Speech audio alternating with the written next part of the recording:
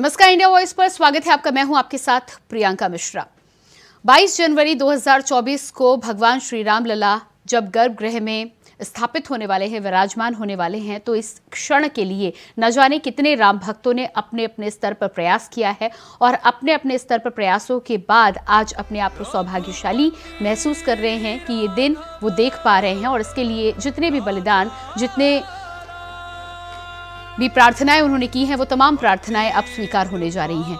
उन्हीं में से एक हैं डॉक्टर सूर्य कुमार शुक्ला जी, उत्तर प्रदेश के पूर्व डीजीपी, जिन्होंने अपने स्तर पर न केवल राम मंदिर बनाने के लिए अपने कार्यकाल के दौरान शपथ लेकर अपना राम मंदिर के प्रति अपनी अभिव्यक्ति, अपनी भावना दर्शाई, बल्कि उसके लिए लगातार काम करते रहे हैं। और उसके बाद मुख्यमंत्री योगी आदित्यनाथ से अनुमति प्राप्त करने के बाद साकेत नगरी अयोध्या एक फिल्म का निर्माण किया है जो राम मंदिर के संघर्षों को दर्शाती है। आज हम उन्हीं से मुलाकात करेंगे। हमारे साथ कुछ ही समय में जुड़ने वाले हैं उत्तर प्रदेश के पूर्व डीजीपी डॉक्टर सूर्य कुमार शुक्ला जी। उनसे हम करेंगे एक्सक्लूसिव बातचीत इंडिया वॉइस चैनल पर। तो राम मंदिर प्राण प्रतिष्ठा के बाद ये फिल्म रिलीज होगी। आपको बता दें कि राम मंदिर से जुड़े संघर्षों, राम मंदिर को बनने में जितनी तकलीफें, जितनी यातनाएं कार सेवकों ने सही हैं, जो बलिदान कार सेवकों के द्वारा दिया गया है, उनके जीवन पर, उनके संघर्षों पर आधारित ये फिल्म है जो मुख्यमंत्री योगी आदित्यनाथ की अनुमति के बाद बनाई गई है। साकेत नगरी अयोध्या नाम की ये फिल्म 22 जनवरी 2024 को श्री राम लला की प्राण प्रतिष्ठा के बाद ये फिल्म रिलीज होने वाली है। और उसको लेकर राम भक्तों में और खास तौर से उन तमाम राम भक्तों में जो 500 सालों के लंबे इंतजार के बाद इस दिन को देखने जा रहे हैं, उसको लेकर, फिल्म को लेकर बेहद उत्सुकता के साथ इस फिल्म के सामने आने का इंतजार कर रहे हैं। क्या कुछ इसमें दर्शाया गया है, आज हम वही जानने की कोशिश करेंगे।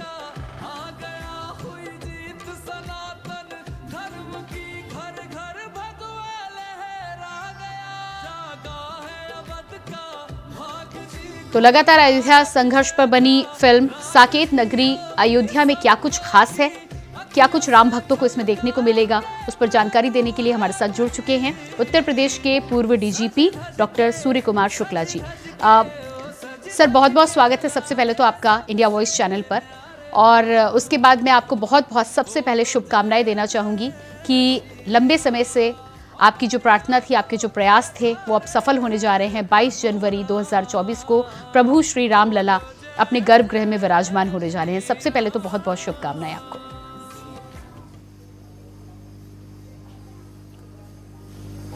जी, बहुत बहुत धन्यवाद, बहुत बहुत धन्यवाद। तो कार्यक्रम की हम शुरुआत करते हैं। खास तौर पर आज हमारा जो विशेष कार्यक्रम है आपकी विशेष फिल्म के उपलक्ष्य में ही है। साकेत नगरी अयोध्या, इस फिल्म का जो नाम है उससे अयोध्या जुड़ा हुआ है, तो हम सब ये मान सकते हैं और जान सकते हैं कि प्रभु श्री राम से उसका जुड़ाव है। लेकिन क्या कुछ खास है, क्या दर्शाया गया है, वो आपसे ही सुनना चाहूंगी। इस फिल्म के प्रियंका जी दो पहलू हैं जी। नंबर एक कि राम मंदिर का आज से 500 साल पहले लगभग किस प्रकार इसको बाबर के आदेश से उनके सिपह सालार मीर बाकी ने गिराया था, और उसके पश्चात भारतीय लोगों ने, हिंदू धर्म के लोगों ने, राम भक्तों ने किस प्रकार संघर्ष किया, युद्ध किए, और बाद में आज़ादी के बाद कोर्ट कचहरी हुई, उसके बाद आंदोलन चला, और आंदोलन के बाद जिला अदालत, फिर उच्च न्यायालय, फिर उच्चतम न्यायालय की अदालती लड़ाई के बाद अब किस प्रकार से वहाँ पर भगवान श्री राम के भव्य मंदिर का निर्माण हो रहा है, जिसका उद्घाटन 22 जनवरी को होने वाला है माननीय प्रधानमंत्री जी के कर कमलों से। वो सारे राम भक्तों को उसका इंतज़ार है। बिल्कुल आपने सही कहा कि ये एक पहलू है, और दूसरा पहलू इसका यह है कि भारतीय जनजीवन, धर्म, संस्कृति पर विदेशी मुगलों, मंगोलों, तुर्कों, अंग्रेजों ने क्या क्या अत्याचार किए थे, उन सब संघर्षों, अत्याचारों को किस प्रकार भारतीय जनमानस ने झेला है, कितनी पीड़ा सही है, उस लगभग 1000 साल के उस पतन काल के कालखंड को इस फिल्म में चित्रित किया गया है कि किस किस प्रकार के अत्याचार किए गए, कि इस्लाम कबूल न करने के कारण किस प्रकार गुरु गोविंद सिंह के बच्चों को दीवाल में चुनवा दिया गया, पूरे देश के महत्वपूर्ण धार्मिक केंद्र, श्रद्धा के केंद्र बर्बाद कर दिए गए। इतना ही नहीं, जगह जगह लोगों को सर कलम किए गए, पुजारियों को मार दिया गया और कितने जगह पर तमाम हजारों की संख्या में महिलाओं को अपनी जान देकर जौहर करना पड़ा, आग में कूदकर उन्होंने जान दे दी। और भारतीय संस्कृति के जितने निशान थे उनको मिटाने का तमाम प्रयास तुर्कों ने किया, मुगलों ने किया। और हमारे ऊपर जबरदस्ती किस प्रकार किसी ने अरबी ला दी थी, किसी ने फारसी, किसी ने उर्दू, किसी ने अंग्रेजी, और भारतीय भाषा को, जीवन शैली को बिल्कुल नष्ट कर दिया। उस पीड़ा से उबर कर जनमानस भारत का किस प्रकार आजादी के बाद से लगातार तरक्की कर रहा है और भारत विश्व गुरु बनने की ओर अग्रसर हो रहा है जी। उस सारे संघर्ष को, उस पीड़ा को, और पीड़ा के बाद बढ़ विश्व गुरु बनते हुए भारत का चित्रण इस फिल्म में किया गया है। जी बिल्कुल सूर्य कुमार जी, ये तो भी गौरवशाली क्षण दिखाए गए हैं। जी बिल्कुल, तो जिस तरह से आप यहाँ पर बता रहे थे, मैं आपसे ये भी जानना चाहूंगी कि पृष्ठभूमि की जो आप बात कर रहे हैं, कितने सालों का वर्णन यहाँ पर, 1000 सालों का आपने यहाँ पर जिक्र किया है अपनी बातचीत में जो आप कह रहे हैं, तो कितने समय का, कितने काल का यहाँ पर फिल्म में विवरण दिया गया है? क्या कुछ जानकारियां जो हमारे दर्शक इस फिल्म को देखने के लिए पहुंचेंगे उन्हें क्या कुछ खास जानकारियां मिलेंगी, किस तरह का जुड़ाव रहेगा? और उसके बाद राम मंदिर तक आते आते क्या कुछ खास यहाँ पर दिया गया है? साथ ही साथ आप जिस तरह से बता रहे हैं कि लंबे समय से जिस तरह से आक्रांताओं ने आकर हमला किया है, संस्कृति को नष्ट करने की कोशिश की है, लेकिन जिस तरह से लगातार प्रयास रहते हैं और जो जज्बा रहता है हम भारतीयों का, इसीलिए शायद कहा भी गया है कि कुछ बात है कि हस्ती मिट्टी नहीं हमारी, सदियों रहा है दुश्मन दौरे जहां हमारा। बिल्कुल प्रियंका जी, हमारा धर्म, संस्कृति और इतिहास ये सनातन है। विश्व की सबसे प्राचीन सभ्यता, सबसे अच्छी संस्कृति, जिसने दुनिया के सभी अन्य धर्मों को समाहित करके, उनके साथ संयोजन करके और सहिष्णुता के साथ जीवन जीना सिखाया था। ये विश्व का सबसे महान धर्म है। ये नहीं कहता कि फलाने से नफरत करो या फलाना झूठ है। ये छूट देता है कि आप चाहे सार्थक साकार भगवान को मानो, चाहे निराकार भगवान को मानो, और चाहे आप मूर्ति पूजा करो चाहे ना करो, चाहे मंदिर में जाओ और चाहे अपने घर में एकांत में बैठ कर पूजा करो। इसी धर्म से दुनिया के सारे महत्वपूर्ण धर्मों, इस्लाम, क्रिश्चियनिटी और जूडाइज्म, इन सब का प्रादुर्भाव सनातन से हुआ है। इस फिल्म में आप पूछ रही थी कितने समय को कवर किया गया है। अयोध्या में लगभग प्राचीन काल से, जब से अयोध्या नगरी का निर्माण हुआ, दिखाया गया है कि भगवान ब्रह्मा के आशीर्वाद से महाराज मनु ने अयोध्या नगरी को बसाया था। विश्व की सबसे प्राचीनतम नगरियों में से एक है, सप्तपुरी कहलाती थी। लेकिन जो भारतीय संस्कृति का इतिहास दिखाया गया है वो भी प्राचीन भारत का गौरव, गरिमा, हमारे देश के चमत्कार, पराक्रम के क्षण दिखाए गए हैं कि कैसे हमारे देश के महान सेनापतियों ने एक से एक बड़े वीरता के काम किए थे। उन राजा रणजीत सिंह को दिखाया गया है कि जिनके घोड़े के टापों से अफगानिस्तान के पठान कांपते थे। उन्होंने युद्ध में अफगानों को हराकर उनको जनाना कपड़े पहना करके माफी मांगने पर छोड़ा था, और सलवार कुर्ता सलवार पहना करके छोड़ा था उनकी बीवियों के मनाने पर। इसी तरह यह भी दिखाया गया कि जब ये विदेशी हमलावर जो डाकू थे, मंगोलिया, अफगानिस्तान और ईरान के पठारी हिस्सों के ये लोग जो डाकू थे, देश पर खैबर बोलन के दर्रों से हमला करने आते थे और हमारा देश सोने की चिड़िया था, इस पर लालच की निगाहें लगी रहती थी, इसको लूटने आते थे। और इन डाकुओं से मुकाबला करने में हमारे देश की फौजें केवल इसलिए हार गईं कि हमारे देश में उस समय आपस में एकता नहीं थी। 2000 छोटे छोटे राजा थे और पूरा लोकतंत्र था, अहिंसा का वातावरण था। और इन विदेशी हमलावरों ने छल छद्म से हमारे सैनिकों को धोखा देकर, आग लगाकर, रात में शहर में आग लगाकर और रात में हमला करके इन्होंने हमारे जवानों को हराया था। यही हाल पृथ्वीराज चौहान का हुआ, यही हाल नालंदा विश्वविद्यालय की तरह के 15 विश्वविद्यालयों को इन दुष्टों ने तोड़ा था। इन बख्तियार खिलजी के हाथों जब ये विश्वविद्यालय नालंदा, तक्षशिला और शारदा विश्वविद्यालय कश्मीर और वल्लभी विश्वविद्यालय गुजरात, जब ये सब तोड़े गए थे तो उस समय धोखा देकर रात में शहर में हमला करके आग लगा देते थे और रात में डकैतों की तरह पूरा शहर लूटते थे। लेकिन यही बख्तियार खिलजी जब आगे बढ़ा तो आसाम के राजा प्रथु ने, आपने नाम सुना होगा, महान सेनापति लचित ब्रह्मफुकन, लचित बोरफुकन ने न केवल बख्तियार खिलजी को हराया बल्कि आज भी दिनाजपुर जिले में, पश्चिम दिनाजपुर, वहां पर उसकी कब्र बनी हुई है। और वो मीर बाकी जिसने राम मंदिर तोड़ा था, उसको ऐसा श्राप लगा कि आज भी उसकी कब्र अयोध्या में बनी हुई है।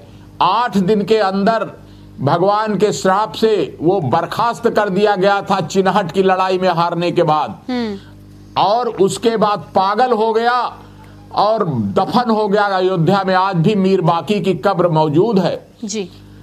इसी तरह वो औरंगजेब जो बड़ा पापी था, जिसने बड़े अत्याचार किए, उस औरंगजेब को वीर छत्रसाल ने सवेरे सवेरे औरंगाबाद में घुसकर उसके एक छुरा मारा था। ऐसा विष से बुझा हुआ कि 3 महीने का तड़प तड़प कर औरंगजेब औरंगाबाद में मरा। आज भी औरंगाबाद में उसकी कब्र मौजूद है।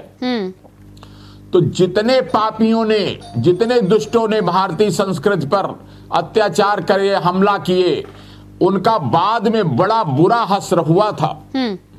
महाराणा प्रताप जिंदगी भर संघर्ष करते रहे, लेकिन कभी अकबर जो उन पर हमला करता था चित्तौड़गढ़ पर कब्जा नहीं कर पाया जी।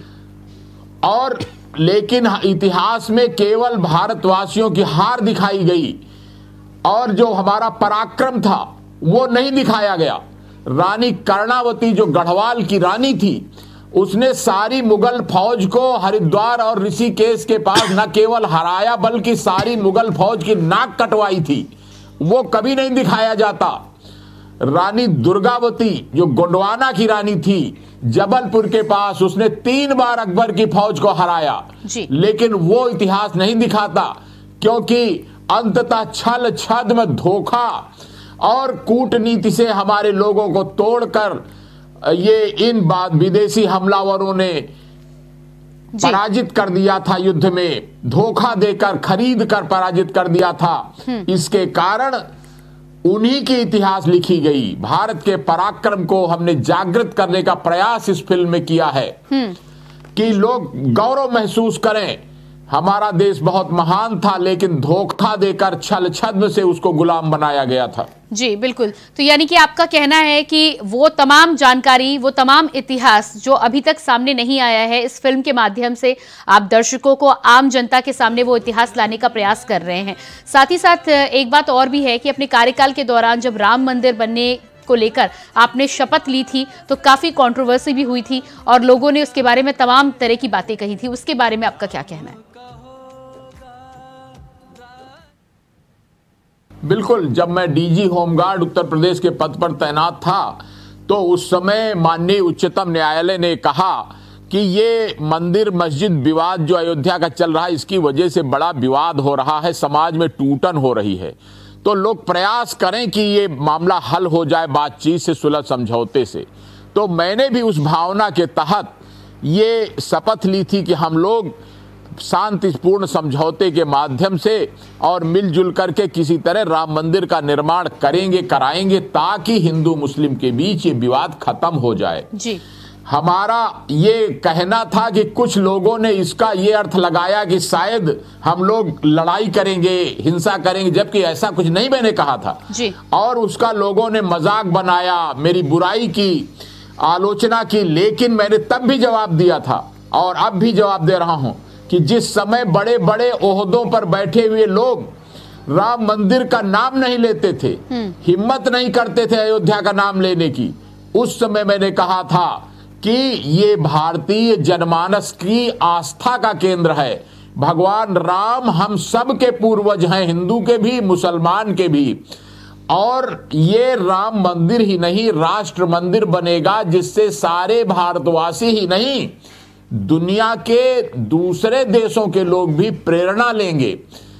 क्या प्रेरणा? अच्छे जीवन जीने की और राम राज्य की प्रेरणा। राम राज्य माने सुशासन, वो सुशासन जिसमें हर आदमी के लिए सम्मानजनक स्थान हो, हर आदमी सुखी हो, समृद्ध हो और उसको क्षमता योग्यता के अनुसार सम्मान मिले। जी बिल्कुल। तो जिस तरह से मैं आपसे ये सवाल भी पूछ रही थी कि इतिहास, पुराने इतिहास को जो तोड़ मरोड़ कर प्रस्तुत किया गया है और जो हमें अब तक सिखाया गया है, उससे इतर एक भारत का गौरवशाली इतिहास है जिसको अपनी फिल्म के माध्यम से आप दिखाने का प्रयास कर रहे हैं। सबसे पहली बात तो कौन कौन सी खास बातें हैं, और दूसरी बात ये कि ये जो आपने बीड़ा उठाया है इतिहास को, यानी कि सही इतिहास को और भारत के गौरवशाली इतिहास को जनता के सामने प्रस्तुत करने का, ये क्या आगे भी जारी रहेगा?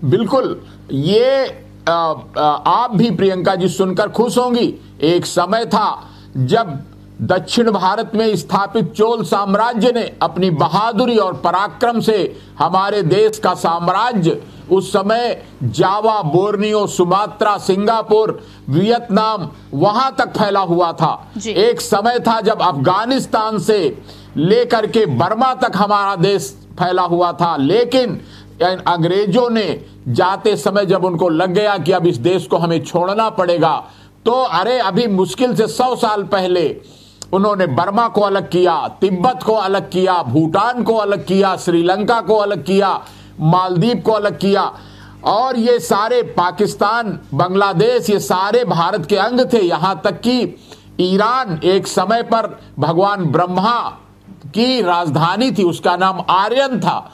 और अफगानिस्तान जहां बौद्ध संस्कृति के तमाम चिन्ह पाए जाते हैं, वो भारत का अंग था, वो ब्रह्मावर्त कहलाता था। आर्यावर्त, ब्रह्मावर्त ये भारत के नाम थे। और ये इन बातों को याद दिलाकर फिर से हम लोगों को पुनर्जागरण करना है और एक बृहत्तर भारत का निर्माण करना है, एक समृद्ध भारत, शक्तिशाली भारत जो किसी को गुलाम नहीं बनाता, वो लोकतंत्र के अंदर उनको भी समाहित कर लेता है। जैसे कश्मीर में अभी धारा 370 खत्म की गई, तो ये नहीं कि कश्मीर को गुलाम बनाया गया, कश्मीर को भी भारत का अंग, लेकिन चुनाव करा के उनको वहां पर शासन करने का मौका मिलेगा।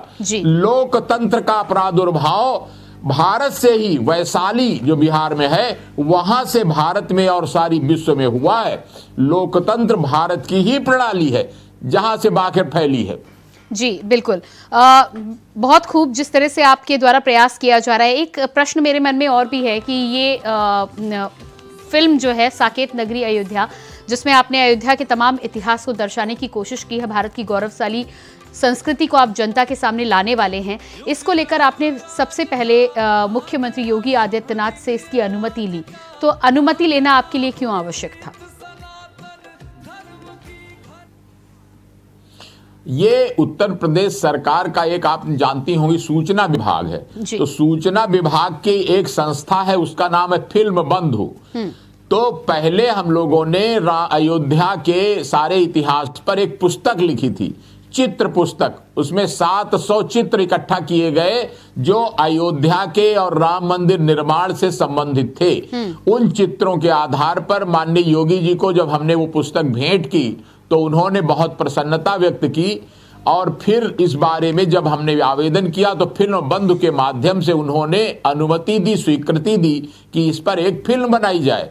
फिर माननीय ब्रजेश पाठक जो उत्तर प्रदेश के डिप्टी चीफ मिनिस्टर हैं, उन्होंने इस फिल्म का शुभारंभ 2 साल पहले कराया था, तो उसकी भी रिकॉर्डिंग हुई। और उसके बाद उत्तर प्रदेश के ही तमाम कलाकारों को मौका दिया गया। कानपुर के एक अन्नू अवस्थी हैं, उन्होंने इसमें एक पंडित जी का रोल किया है जो सारे इतिहास को बताता है अपने दर्शकों को। और इसमें 2 रिसर्च स्कॉलर हैं जो ब्रिटेन से चलकर आते हैं, इंडिया की रिसर्च करते हैं और भारत में गुलामी के कारण जो हमारे चिन्ह मिटा दिए गए थे उनको सबको रिसर्च करके निकालते हैं। कहते हैं कि कुतुब मीनार दिल्ली में जो है वो मूल रूप में एक विष्णु मंदिर था और वहां तमाम जैन और हिंदू मंदिर थे। आज भी वहां पर अशोक स्तंभ विद्यमान है जो सम्राट अशोक के द्वारा स्थापित किया गया था। इसी तरह ताजमहल पहले तेजो महालय नाम का एक शिव मंदिर था। लखनऊ में जो टीले वाली मस्जिद है वो मूल रूप में लालजी टंडन एक माननीय मंत्री जी हुए, उन्होंने अनकहा लखनऊ एक किताब लिखी है। उसमें लिखा है कि यहाँ पर एक लक्ष्मण किला हुआ करता था। उस लक्ष्मण किला में मंदिर भी था और कुआं भी था, उसको तोड़कर ये टीले वाली मस्जिद बनाई गई थी। तो इसी प्रकार तमाम रिसर्च करके वो लड़के दोनों अयोध्या आते हैं, वहां पर पूरा मंदिर का इतिहास उनको पंडित जी जो अन्नू अवस्थी हैं वो बताते हैं कि कैसे यहाँ पर उस समय इसको विष्णु हरि मंदिर कहते थे 500 साल पहले। विष्णु हरि मंदिर तोड़कर बाबर के आदेश से वहां मस्जिद बनाई गई थी। और बाबरी कौन था? बाबरी एक लड़का था जिसको बाबर जिस पर बड़ा मोहित रहता था, आकर्षित रहता था, उसको खरीद कर लाया था अफगानिस्तान से। उस बाबरी नाम के लड़के की युद्ध में हत्या हो गई, जिस पर वो बड़ा मोहित रहता था जी। और उससे प्यार करता था। तो उसी लड़के की याद में नाम इस मस्जिद का बाबरी मस्जिद रख दिया था, वो बाबरी नाम के लड़के की याद में। बिल्कुल, ये तो नई इन्फॉर्मेशन है क्योंकि अभी तक लोगों को यही लगता था कि बाबर ने बनवाया इसलिए बाबरी मस्जिद थी।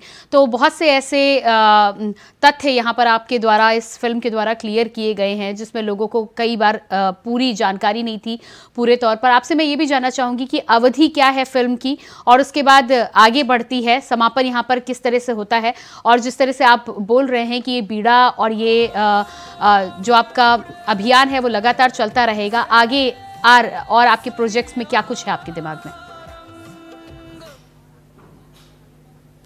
बिल्कुल, ये दिखाया गया है प्रियंका जी कि कौन कौन से इस पूरे, ये भी एक फिल्म है कि अयोध्या का राम मंदिर, उसमें कौन कौन विलेन थे। आप जानती होंगी कि कैसे उत्तर प्रदेश के तत्कालीन मुख्यमंत्री श्री मुलायम सिंह यादव के आदेश से वहां कार सेवकों पर गोली चली, कैसे श्री लालू यादव ने उस पर आडवाणी जी को गिरफ्तार कर लिया था बिहार में, और कैसे कैसे लाठी चार्ज हुआ, तमाम लोग कार सेवक उसमें मारे गए, और कैसे ये सिद्ध हुआ अंततः के मोहम्मद नामक जो पुरातत्व विभाग के बड़े अधिकारी थे उनकी और बीबी लाल जी की खुदाई से, वहां जो खुदाई कराई उससे निकला कि यहाँ पर एक मंदिर था, उसके ऊपर तोड़कर उसको मस्जिद बनाई गई है।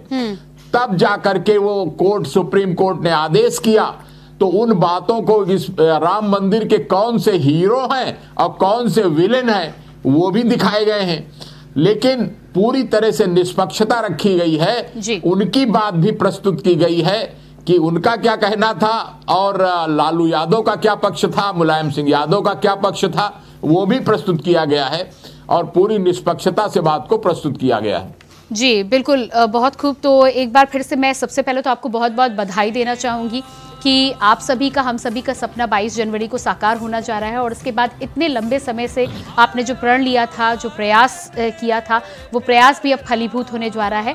साथ ही साथ आपका ये जो प्रयास है, मुझे पूरी उम्मीद है कि दर्शकों को ये बेहद पसंद आएगा और ये जो आपका बीड़ा या अभियान है कि दर्शकों के सामने, भारत की जनता के सामने भारत के गौरवशाली इतिहास को आप आने वाले समय में भी प्रस्तुत कर सके, उसके लिए आपको बहुत बहुत शुभकामनाएं। बहुत बहुत धन्यवाद हमसे बातचीत करने के लिए। तो ये थे हमारे साथ उत्तर प्रदेश के पूर्व डीजीपी जी, बहुत बहुत धन्यवाद। हम लोगों ने जी तो ये थे हमारे साथ उत्तर प्रदेश के पूर्व डीजीपी डॉक्टर सूर्य कुमार शुक्ला जी, जो कि अपनी फिल्म साकेत नगरी अयोध्या को लेकर बातचीत कर रहे थे। क्या कुछ फिल्म में दर्शाया गया है, क्या कुछ खास है और दर्शकों के लिए इसे जानना और देखना क्यों आवश्यक है, वो तमाम जानकारी आज इस कार्यक्रम के माध्यम से हमने देने का प्रयास किया है। इसके साथ ही हमारे इस खास कार्यक्रम में फिलहाल इतना ही। खबरों के लिए बने रहिए इंडिया वॉइस के साथ। नमस्कार।